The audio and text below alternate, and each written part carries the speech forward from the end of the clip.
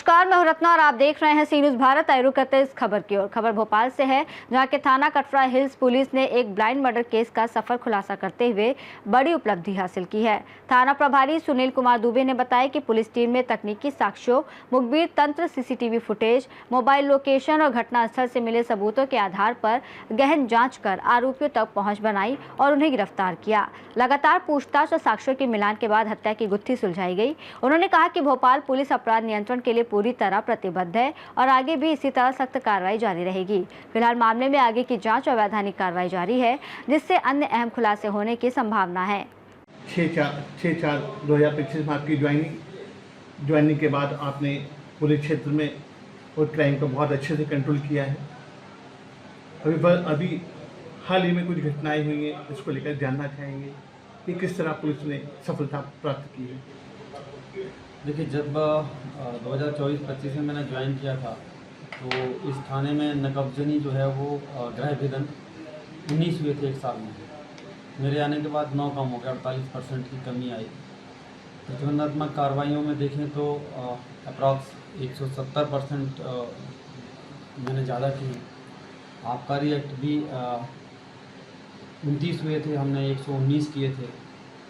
और तो जो भी है, यदि VNS के अपराध देख लें भारतीय दंड विधान के, तो लगभग 13% हमें कम हुए हैं। इसके अलावा जो रचनात्मक काम है, बीट का डिस्ट्रीब्यूशन माननीय CP साहब के निर्देशन में और एडिशनल DCP साहब के निर्देशन में, फिर ACP कश्यप साहब के मार्गदर्शन में हमने बीट का विभाजन किया। हर एक निचले स्तर तक, सिपाही से लेके और TI तक सभी को उसका एक एरिया डिवाइड किया कि इसकी रिस्पॉन्सिबिलिटी तुम्हारी है। जनसंवाद किए, हर जगह जनसंवाद किए जा रहे हैं, जिससे कि साइबर फ्रॉड में भी कमी ला सकें। थाना क्षेत्र आउटर का है, इसीलिए रोड एक्सीडेंट भी काफ़ी ज़्यादा होते हैं। तो इसके लिए ट्रैफिक अवेयरनेस का प्रोग्राम भी हमारे द्वारा चलाया जा रहा है और कई जगह हमने शासकीय पत्राचार करके, चाहे ये अपना अमलतास वाला रोड हो या और दूसरे रोड हो, उन रोडों पे हमने वो स्पीड ब्रेकर भी लगवाए, तो निश्चित तौर पे एक्सीडेंट में भी कमी आई। अभी हाल ही में पुलिस कमिश्नर संजय कुमार जी के द्वारा जो चेकिंग अभियान चलाया जा रहा है, इसमें भी आपके थाने के क्षेत्र में बहुत ही सफलतापूर्वक कार्रवाई की जा रही है, क्या कहना है सर?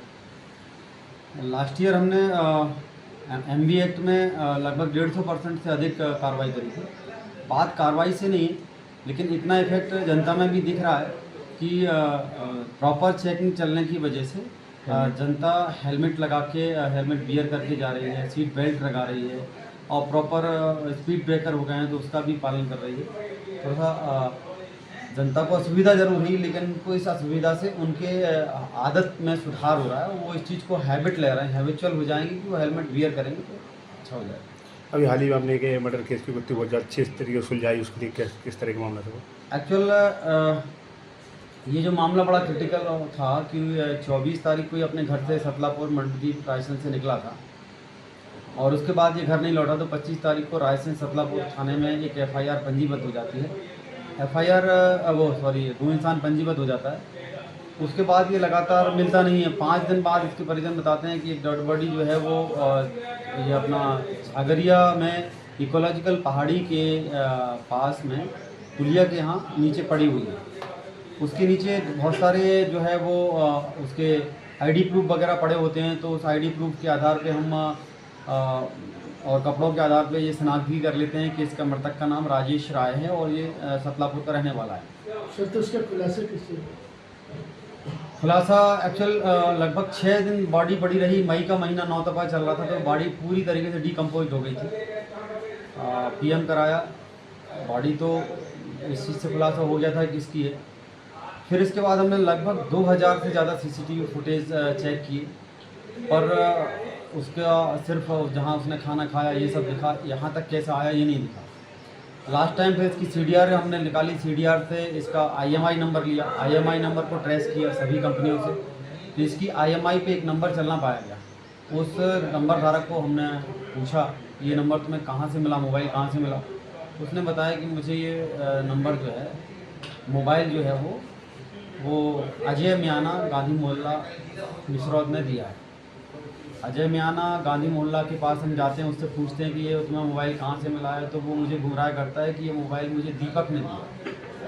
दीपक से पूछते हैं तो बोले साहब इसके साथ में इसका लॉक खुलवाने के लिए नादरा बस स्टैंड गया था, लेकिन मैंने नहीं दिया, मेरे पास नहीं था, इसी के पास। दोनों की CDR का हम जब विश्लेषण करते हैं तो ये मालूम चलता है कि इसका लोकेशन घटना दिनांक पे, अजय मियाना का लोकेशन घटना दिनांक पे मृतक के साथ था। इससे इस्टेब्लिश होता है कि यही है। उससे सख्ती से पूछताछ करते हैं तो वो जुर्म को स्वीकार करता है कि हाँ उसके द्वारा ये कृत्य किया गया। सर इस मामले में उसका मर्डर क्यों किया, उसका क्या कारण है सर? अभी तक जो उसने मेमोरेंडम में हमें बताया है उसमें ये बताया कि वर्ष 2018 से ये पुरुषों के साथ सेक्स करने का आदी हो गया था। 2022 में मिसरौत थाने में भी उसका एक अपराध पंजीबद्ध हुआ है जिसमें उसने अननेचुरल सेक्स किया था पुरुष के साथ। 3 उसमें धारा लगी थी और 9 महीने वो जेल में रहा। ऐसा उसका कहना है कि 9 महीने जब वो जेल में रहा तो चेकिंग के दौरान जो बाई डिफ़ॉल्ट जेल में HIV पॉजिटिव टेस्ट करते हैं तो HIV पॉजिटिव वो पाया गया, ऐसा उसका कहना है। अभी तक दस्तावेज नहीं मिले हमें। कल मैंने हमीदिया भेजा था तो कल 3 बजे ऑफ हो गया था। कल हम उसका फिर टेस्ट कराएंगे।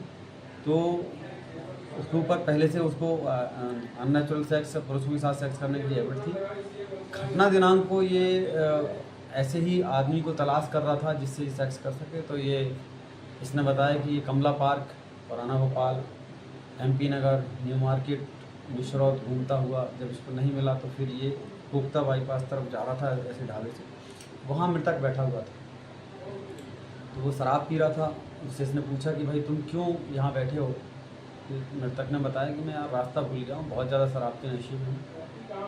तो इसको ये इजी को एक टारगेट मिल गया।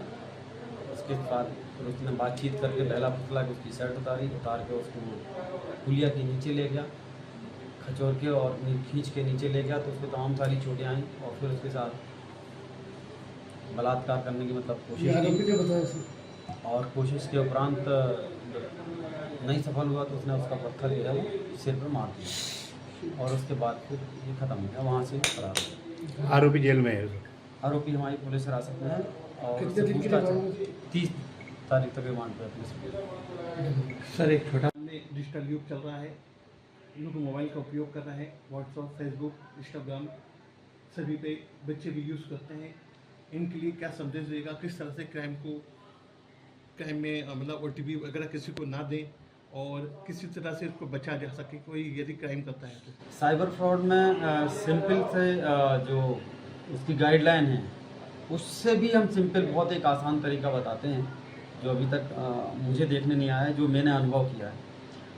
साइबर फ्रॉड में 3 चीज़ों से होता है। पहला है आपका लालच कि आपको कोई चीज़ इजी गोइंग बहुत सस्ती मिल रही है तो उस चक्कर में आप हो जाते हैं। एक है उत्सुकता, कोई लिंक आती है, उस लिंक से आपको कौन सा वीडियो मिल रहा है, क्या मिल रहा है, या कोई इनविटेशन कार्ड आया है PE की फाइल वाला, तो आप उसको खोलते हो। आपको उस चीज़ की आवश्यकता नहीं है तो आप उसको बिल्कुल भी लिंक को ना प्रेस करें ना खोलें। तो एक उत्सुकता है। दूसरा लालच। लालच कैसा है कि आपको इतनी सस्ती चीज़ मिल जा रही है, आप यहाँ इन्वेस्ट कर दोगे तो आपका पैसा डबल हो जाएगा, आपको यहाँ जॉब मिल जाएगा। इस तरीके के लालच में आके आप अपना अमाउंट उनको डाल देते हो और फिर वो नंबर ब्लॉक हो जाता है। तो 2 रीज़न हो गए, पहला लालच, दूसरा है उत्सुकता और तीसरा है भय। भय इस बात का कि आपका खाता बंद हो जाएगा, आपके बच्चे का एक्सीडेंट हो गया है, आप तत्काल इस पर इतना पैसा डाल दो, इस हॉस्पिटल से बोल रहे हैं, हॉस्पिटल का QR कोड ये है, आप डिजिटल अरेस्ट हो गए हो, अदरवाइज़ आपको पुलिस पकड़ के ले जाएगी, ये हो जाएगा। तो इस तरीके से डरने की ज़रूरत नहीं है। सिंपल सी, बहुत सिंपल सी बात है कि हम अपने परिवार को व्हाट्सएप पे कोई सब्ज़ी भेजते हैं, लौकी, कटहल, पालक, तो क्या वाइफ सब्ज़ी बना सकती है? नहीं बना सकती। क्यों नहीं बना सकती? जब तक उसको वो टच नहीं करेगी, वो काटेगी नहीं, तब तक वो सब्ज़ी नहीं बनेगी। इसी तरीके से गिरफ्तारी का सीधा सीधा कॉन्सेप्ट है कि जब तक हम आरोपी को टच नहीं करेंगे वो आदमी गिरफ्तार नहीं होगा। तो डिजिटल अरेस्ट जैसी चीज़ हो ही नहीं सकती। सिंपली यदि व्हाट्सएप पे सब्ज़ी नहीं बन सकती है तो डिजिटल अरेस्ट जैसी कोई चीज़ इस दुनिया में नहीं होती। इस चीज़ को भूल जाना चाहिए। तो डरना नहीं है, उत्सुकता नहीं रखना है, लालच नहीं रखना है, फिर भी यदि गलती से आप किसी तरीके से झांसे में आ जाते हो और आपका पैसा कट जाता है, तो जो नॉर्मली लोग गलती करते हैं कि सबसे पहला कॉल करते हैं अपने पति को, अपने पिता को, अपने भाई को, अपनी माँ को, या इन लोगों को कॉल नहीं करना पहला कॉल। फिर अमूमन क्या करते हैं कि वो थाने को कॉल करते हैं, जिनको भी थाने को भी कॉल नहीं करना है, या उनके आने का इंतज़ार करते हैं कि हम थाने जाएंगे, ये भी नहीं करना है। सबसे पहले 1930 पे कॉल करना है, और 1930 पे कॉल करके उनसे कंफर्मेशन, रजिस्ट्रेशन का कंफर्मेशन नंबर लेना है।